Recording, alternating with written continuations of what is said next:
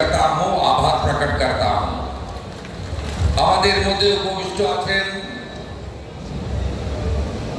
আমার প্রধান পরামর্শদাতা তথা রাজ্যসভার সাংসদ, যিনি আমাকে শপথ নেওয়ার পর থেকে পশ্চিমবঙ্গে বিনিয়োগ, কর্মসংস্থান এবং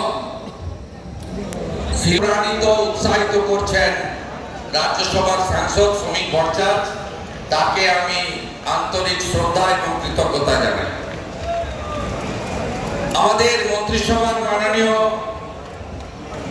শিল্পমন্ত্রী, রাজ্যের রাষ্ট্রবাদী আন্দোলনের অত্যন্ত পরিচিত মুখ সম্মানীয় তাপস রায়,